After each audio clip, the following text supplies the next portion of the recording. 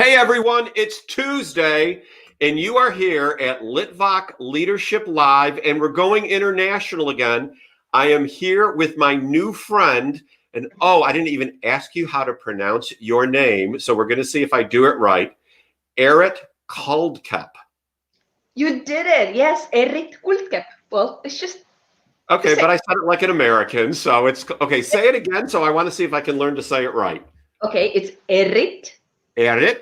Very strong R. Yes. Yeah. Kuldkepp. Kuldkepp. Yes. Okay. Got it. Awesome. And it means golden stick, by the way. It what? Golden stick. Golden. I'm writing this down. Golden stick. Okay. Very, very interesting. So see, and the hard R of Errit is not that, it's almost, I don't know, it's kind of a Hispanic Russian thing where you get it going like that. So Eritt and I have just been speaking for the last, 10 minutes, talking about her website, talking about her history. And I can tell you, first of all, shout out to my cousin Sari, who may or may not be on today. She's traveling the world. But Sari is who introduced me to Eritt. And you have a friend, Mary Lou Gomez. Do you know Mary Lou?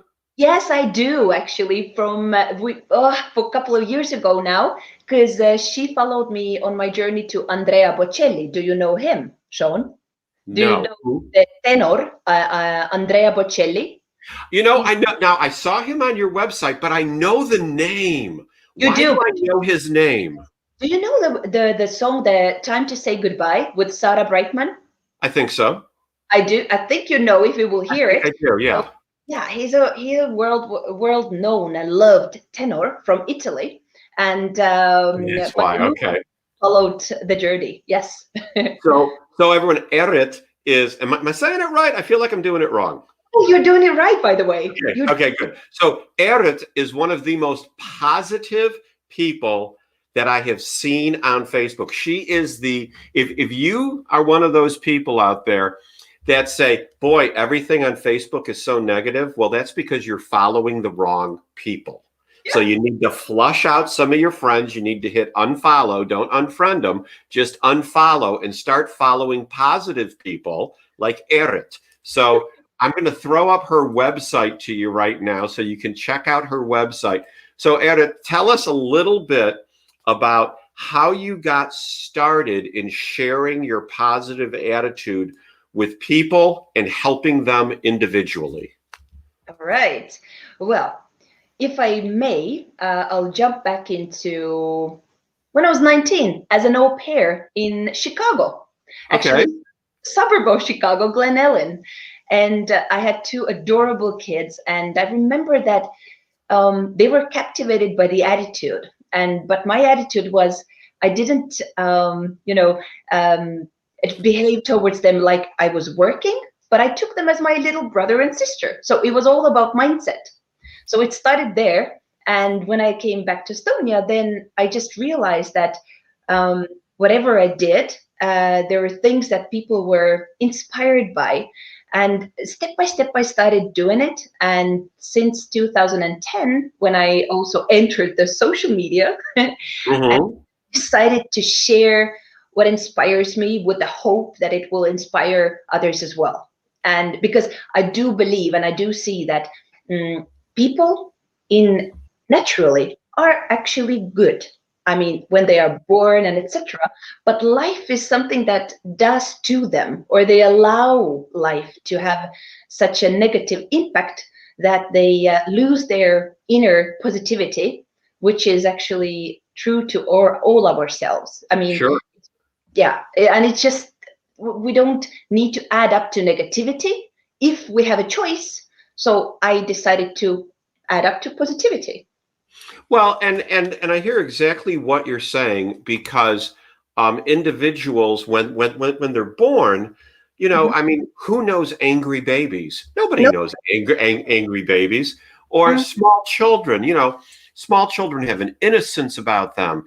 They laugh. They believe everything people tell them. It's not until we start to get older, and when I say older, I mean maybe even 5 years old or 8 years old, that there's been some disappointments or people haven't come through, that we start to get a little bit tarnished. On your website, you talk about, so here, let me throw that up there. There we go. You talk about, and I wish I could make it bigger, but soulful marketing via personal brand. So let's talk a little bit about soulful marketing, because that sounds all encompassing. Mm-hmm. For me, it is like putting all yourself out there. You put your soul and heart into what you're doing, because otherwise, I wouldn't take up any task that I would just do like halfway. Don't go halfway. If you start doing something, go all in, because Sure. not only you gain from it personally, but all the others as well. Because we all know, what if somebody comes and does something that, it really doesn't touch us, then it's like shallow. And we have so much shallow things in life that, if you have a possibility, then put your soul into what you're doing. So like you, Sean, exactly like you are doing. I mean, you put your soul and heart into what you're doing. You're doing it with passion. Absolutely. Exactly. So when you look at people in leadership, Yeah. how do you define the word leader or leadership? To me personally, a Mm-hmm. leader, honestly and truly, is a person who everybody will follow without him or her asking to. And it doesn't have to be a man or woman on a position, but Right. it has to have an impact on other people's lives. So every person can be a leader, if what he or she is doing affects others and they really are willing to follow him or her. So when we look at that, the effect that we have on people's lives, it's a great responsibility.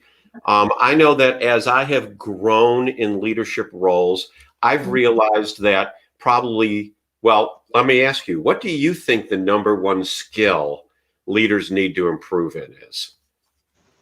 Because I know what it is for me. What do you think it is? Okay, let me think. um, Skills of empathy. Okay. And yes, and not only if a good leader uh, understands that his ego is not necessarily bad. I really believe in that. But if the ego starts to come on a way, then it's a big issue. So I was going to say listening, but Mm. listening and empathy, I think, are cousins. Yes, Uh, yes, yes. and what you've said about ego getting in the way, definitely cousins with, listening. Mm. So how do you think people can grow in leadership, where they've got some natural talent and they're willing to read and study, Mm. but how do they get over themselves? They really need to see the bigger picture, because it might seem that sometimes the world turns around them, but it's not. I mean, you you need to put yourself out there, and if you allow yourself to be hurt, and if you allow yourself to be wrong, if you allow yourself to really listen, like you said, Sean, really listen to what other people are saying, not listen like they say to answer back immediately, but really listen. Where are they coming from? I mean, because leaders also have to take a lot of criticism. Okay, Yes. each and every one of us does, but it's very important to understand, or now the skills of empathy. Who is giving this criticism? Where are they coming from? What is their background? What is their knowledge? What is the attitude towards life? And is it trustworthy? Is it something that you should really consider to think about, or let it go? It's his or her opinion. So and it's interesting that you talk about leaders take a lot of criticism. I'm in my final personal edit of my book on leadership, and I've realized as I'm editing it for the sixth time. Don't get me. Everyone has. I've come to the realization when it comes to a book. John Maxwell said it best. Just publish your book. It's going to suck. It's not until the third or fourth book that everyone says you're a genius. Just publish it already. So I'm going to finish this one. But I've realized literally a quarter of my book is on how to deal with feedback as a leader, and the difficulty that it is, because I once heard it said, to be president of the United States, and I'm sure this is true in any political position, being the leader of any country, you must have a huge ego to think that you should be in that role, that you are better than everyone else to be in that role. So, how do people get over that? To listen and surround themselves with advisors and be able to pick out, the people who just say yes, as opposed to people giving them real feedback that they can digest. But this is something the other day I watched the last year of Obama. It's on Netflix right now. It's the last day their administration in the office. The final year is the name of it. And I really love, from him, what I've also learned is it is a privilege, and it truly is, to serve people. And I understand it when I remember the days when I was a waitress in a restaurant. Mm-hmm. It was a privilege. Actually, it was. And it's all about your own mindset. You can be arrogant, you can be whatever. Okay, if you're a waitress, you're not a boss. It doesn't matter. But you are there to serve people, to provide them with the space and atmosphere and the best possible hospitality that you can do. I mean, it's the same case wherever you move. When I was working in Pärnu Hospital as a marketing specialist for the last 9 years, my inner mission was to bring hospitality into hospital.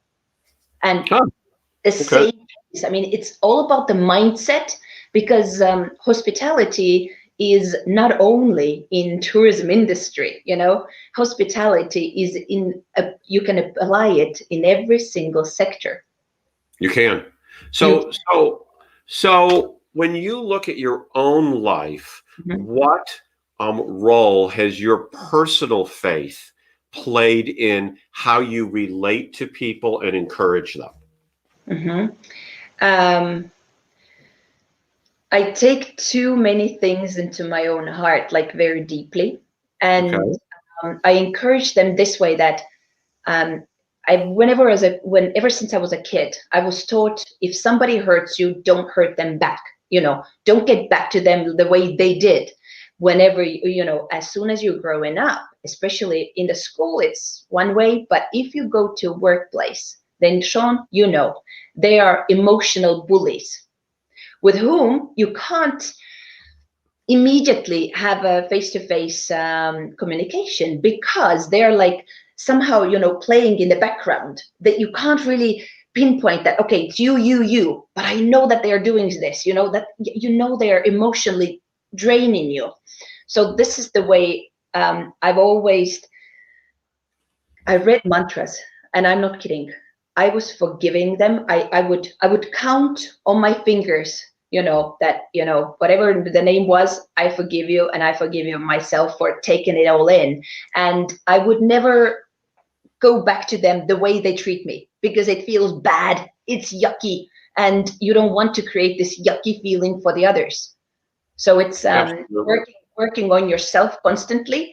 And if they're mad, then I'm trying to be better towards them, like this way.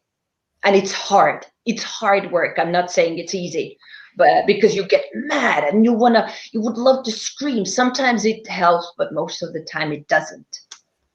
So I was having, and I told you this before we got on the air, and I'm curious of your perspective with this. I was having lunch with some friends yesterday, and we were talking about how to engage in social media and different things we can do. And they said to me that, Sean, you're so positive all the time, and you've got so much going on, and how do you do it? And I kind of paused, and kind of cocked my head and I looked at him. I go, guys, I'm human too. You are seeing what I am filtering to you. You don't see the negativity. How do you suggest people balance the I'm going to have a great attitude, but at the same way respond in a realistic way when life happens? First of all, I take it all in. For example, if life happens to us, each and every one of us, we have a possibility. If we get up, yes, we can, set the mindset, set the tone for the day. But if something hits you, somebody's, being extremely mean, or there's circumstances that happen, then you cannot hide away from them. This is the most important lesson that I've learned. You can't just, put it under the cover, I'll deal with it later. No, there's no later. I mean, you deal with it in yourself right now as it arises. And sometimes the pain or the hurt, it takes longer to go through. For example, just the other day, I mean, it was Saturday and we had a quarrel with some people. And for me, I go to the forest. Yes, here in Pärnu, in Estonia, I jump into my car in 10 minutes, literally in 10 minutes, I'm in the woods. I take a long walk, and if needed, I just lie down. Right now it's snowy and it's amazing. You get this connection with the ground, with the earth, because we are from the nature. And yes, my suggestion is just, work it through. Don't hide away from it.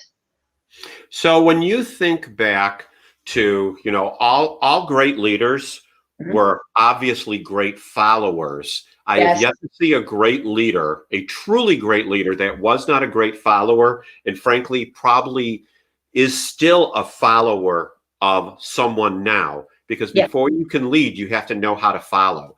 So think back to the first leader that you were following that made an impression on you, whether negative or positive. Who was it and what was the impression? First of all, they were all three my family members. Okay. My grandfather, because I was raised by my mother and my grandparents, so grandfather and grandmother. Okay. So what I remember, first of all, my grandfather, he showed me what it means to be calm in very hectic situations. He would not yell and he would not scream. Whereas my grandmother, extremely hospitable lady, but whatever happened, for example, I broke something, physically broke. I would jump on a nail outside and I would bleed. My grandfather would be calm. And I love the way, he would hug you. My grandmother, as soon as she saw that I had, was, what are you, because she's Ukrainian, And I was like, okay. So they showed me this and that side, and my mother showed me what it was to really stand up for not only myself, but for herself as well, and the family, because she was raising me without my father. Sure. And it was considered during that time, she was like the single mom. Boo. It wasn't a good thing. So she showed me strength, the feminine strength. So these were my three leaders. So you bring up a great point, that feminine strength.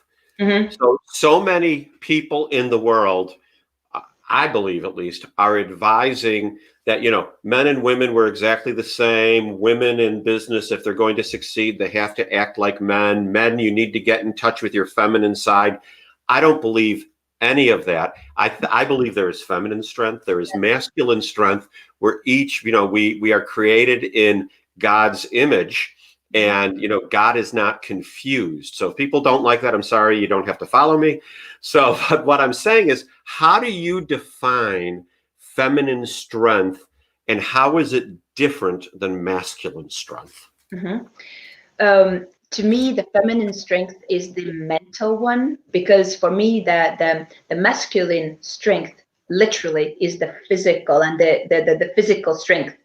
But feminine strength, it really shows through your mindset in a way that, you know, it's not a joke, you know, when they say that, yes, men are physically stronger and women are mentally stronger. Okay. It's just not, I mean, it's not like black and white, but still, you know, in this different circumstances, although we are more emotional, I do admit that, but consider taken even into consideration our emotional side, it's still, you know, the endurance of the pain as well. I bring that in because we also regularly have to deal with different kind of pain all the time. Right. Yes, and then, but it really eventually gets into your mind because your the pain, physical pain, wears your body off, literally, eventually. Absolutely. And you need to live with that as well, be it the stomach ache or whatever it is. But if it's constant, it's just, I know, you know, for me it has been this way, and I've seen this is what I've noticed when I was, you know, paying attention to the people around me as well. So that's great.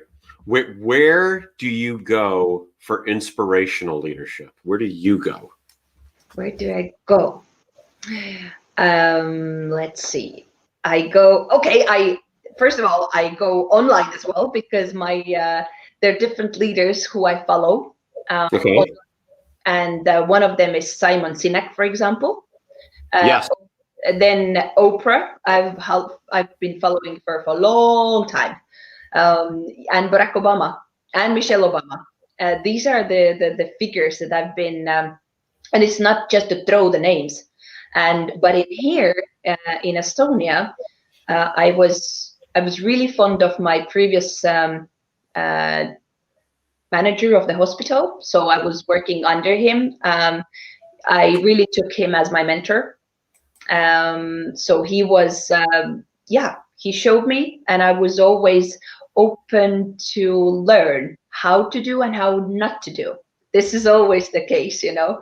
How would you like to do, and what is not under your circumstances, this wouldn't work, you know. So I'm going out there as well. I mean, on a daily basis, I really follow the real people, Okay. area, and who are in a position of leadership or are, you know, becoming future leaders. I'm really paying attention how and what they do. Yeah, I feel very complimented because I have seen you liking a great deal of my posts lately. I was like, okay, she's either paving the road or she likes my stuff. So I like your stuff. thank you. Exactly. And that's what I said when we were talking about the soulful marketing, and I was like, Right. you are doing what you are doing by, you know, also soulfully, because you put yourself out there. It's not just to get this, you know, done. You're not doing it for that. No, I have had to learn to be more transparent because that does not come naturally, because then people see the chinks in the armor. Okay. But it works. I mean, really. And I can see how you from the day one you contacted me, because I always, to me, this is also like a business card of a person, how he acts, is the first way to communicate, etc. Very nice. So when you look at when you sit down with a client Mm-hmm. and they say, you know, I want to go from here to here. Mm-hmm. This is what I want to do with my life. How do you help them in both strategic goal setting Mm-hmm. and then tactical maneuvers? Well, I always start. This has been always interesting. And you have to answer it in 2 sentences. No, I'm kidding. Go ahead. Because when they approach me, they always have some kind of an outside issue. You know, for example, you know, I have one really cool case. So a woman approaches me and she's like, Eritt, I've been advised to contact you. I have this presentation coming up in four months, and I really need to do that. I'm like, okay, presentation is the issue. I'm like, mm-mm. It never is the issue. And it's ever since we've been on and off, meeting with her, because my first and foremost goal is to set them on the right track as soon as possible so that they can continue. You give the right tools, what somehow talk to them, because I remember when we sat down with her, and I was like, now it's going to be a surprise for you, because I know you want to do that presentation, but that is not the case that we're going to work on. We're going to work on your self-esteem from inside out. Because that's where the treasure is hidden, because people just pile up with the different experiences and hurt and pain and negative experiences and negative emotions.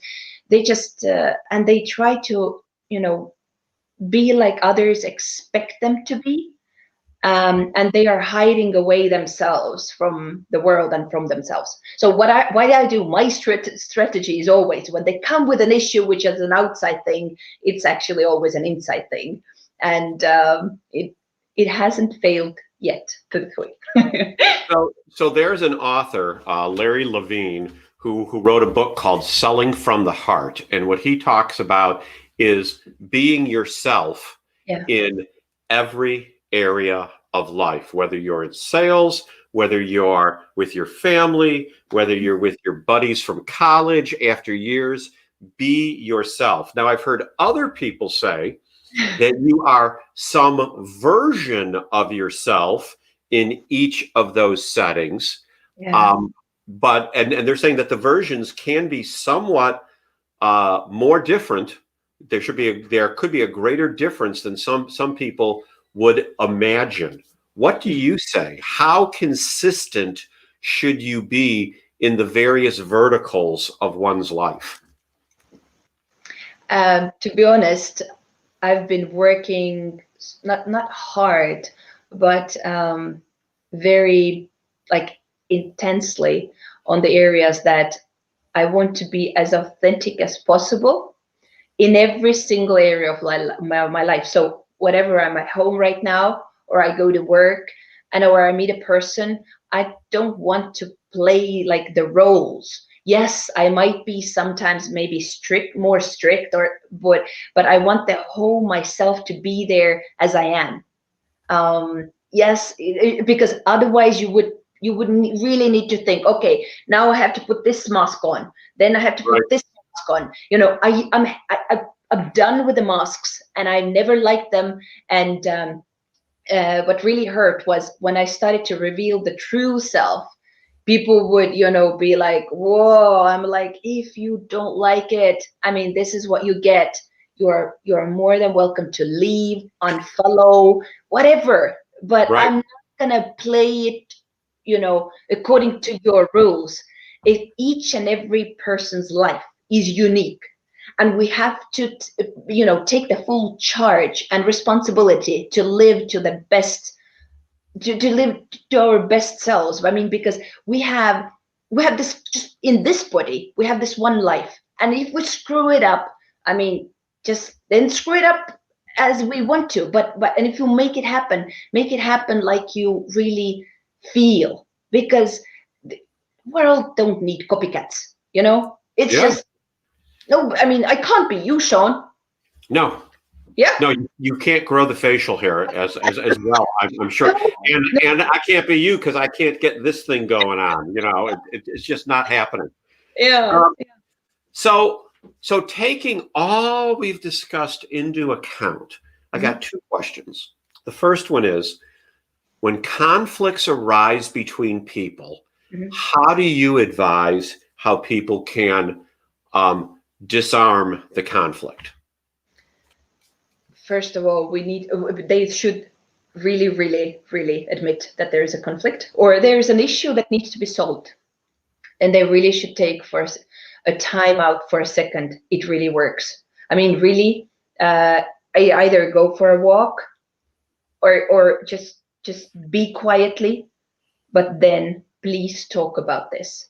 I know it's difficult. I know it's difficult to put the emotions aside, that you would really like to just yell in a very loud voice, but the other person won't hear you. So you would really, this is the case, this is now the point where you need to put your ego at rest and just clearly look at the situation for what it is, and then listen and talk. But give yourself a time to really understand, again, like we said, where is the other person coming from? Because their understanding of the world overall might be so different from yours that you cannot even imagine. And that's why there's an issue, because two completely different worlds collide. And it's yeah. So, okay, I lied. There's two questions still. The next one is the easier of the two. So, do you work with people just locally? Do you work with people internationally? You know, how do you work with individuals? Mm-hmm. I work both ways, internationally and individually. I always love if I can really get to meet a person, because the vibe you can only really get when you are face to face. Sure. Yes, because I want to create the atmosphere where they feel safe and welcome, and really let the guards down. Because when we meet, I don't want this to be another meeting when they have to be, again, guards up, walls up, you know. So yes, I want to feel them as safe as possible. Excellent. Okay, final question. So we've been on now for almost 32 minutes. It goes by so quick. So what words, what encouragement do you have for the audience that has been watching and those that are going to watch on replay? Because there's hundreds, sometimes even thousands of viewers on replay. When they get to the end here, or they speed to the end to hear, you know, the punchline, you know, what do you have for them to send them on their way to affect their lives positively? I'm going to quote myself, what I've also made on the website, that I really want people to live fulfillingly through the energy of love and human connection. This is one sentence, but it has so much meaning, because everything that we do connects us with other people. And if you put the love, the energy of love into it, then amazing thing happened. But you need to be courageous enough to live to your authentic self, you know, because please don't be copycats. So just, yes, have the courage to find out who you are, truly are. You are definitely encouraging lots of people there. There is no doubt about it. So everyone, our Errit, let me get it right. Thank you. Thank you for being on my show today. I know I was blessed by what you had to say. I've got pages and pages of notes, had to go on to both sides. So many nuggets of wisdom there that I'm going to review and understand. I'd love to have you back on the show another day sometime, you know, a couple months down. We'll figure out another date. I'm going to be doing some panel shows. Love to have you on as part of a panel. Everyone else, that's Litvak Leadership Live for today. We'll be back tomorrow with another guest from another part of the world. No, we're not going to be in Parna 2 days in a row, in a different area. So everyone, have a great day.